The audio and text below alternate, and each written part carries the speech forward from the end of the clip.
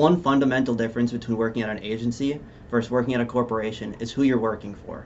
At an agency, you're getting paid by the client, and at a corporation, you're working for the higher ups at the business, and that'll change the way you work to prove the value of your department. My question for you guys is, how does knowing that change the approach at your work? So like proving your value to the client versus proving your value to the higher ups at your corporation. Working in an agency and just having your clients either be the business owner themselves, or it can also be a marketing team that you're collaborating with, and then the marketing team will present it to their boss or whoever above them, and so it can really differ how you present it.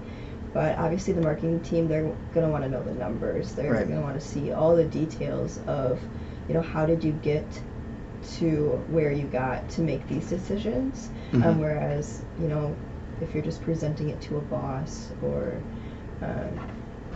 VP or anything like that, super high up, they're not going to really want to see all the details. They're just going to want Right. to see the main things. Is what you're doing working? And is it bringing dollar signs? Is it bringing customers? Is it bringing revenue?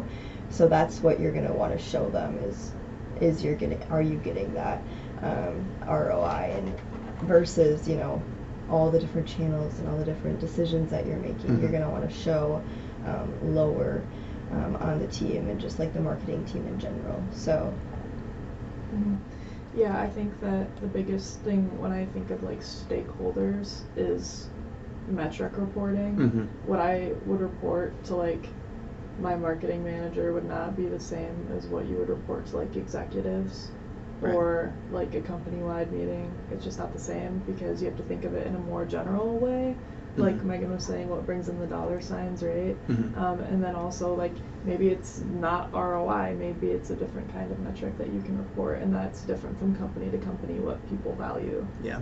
I remember when we toured Plexus, Ella, you guys were talking about how when you are reporting, you think about who you're reporting to first, and you kind of have different levels to the type of reports that you give. Can you kind of shed some light on that and kind of cover a little bit about that? A lot of the times it's from different dashboards, right? Like you go into Power BI and you have your separate dashboards that you all use for different things. And I think about how many dashboards we had alone. We had a dashboard that was literally just for like executive reporting, right?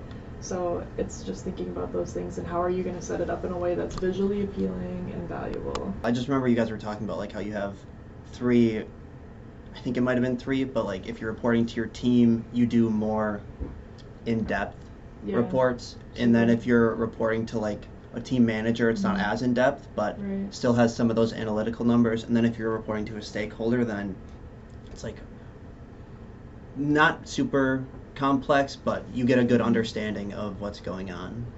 When thinking about your client relationship versus the corporation relationship, what does it kind of take to maintain those? Yeah, for sure. Definitely that communication is key.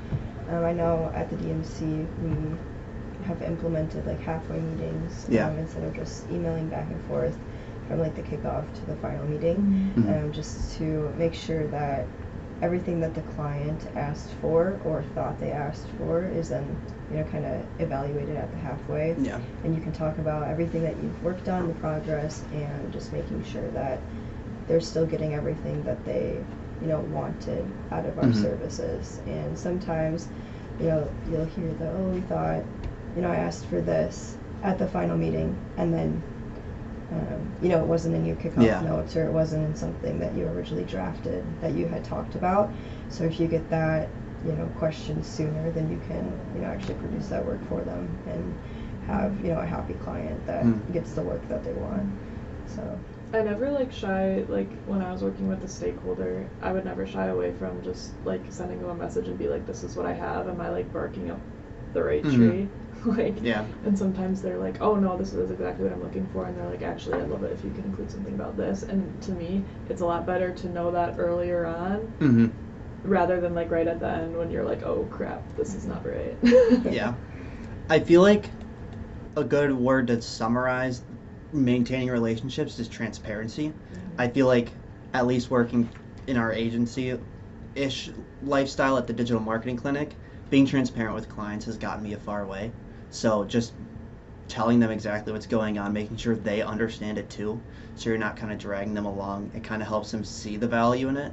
And I think just telling them cold cutted what's going on really does help build that relationship. Whereas in a corporation, I feel like they don't always need to know the nitty gritty details. We kind of brushed on it when we talked about the reporting, but as long as they can kind of see the workflow and like the benefit that's being added by the work that you're doing, I feel like that's kind of how you maintain that kind of relationship.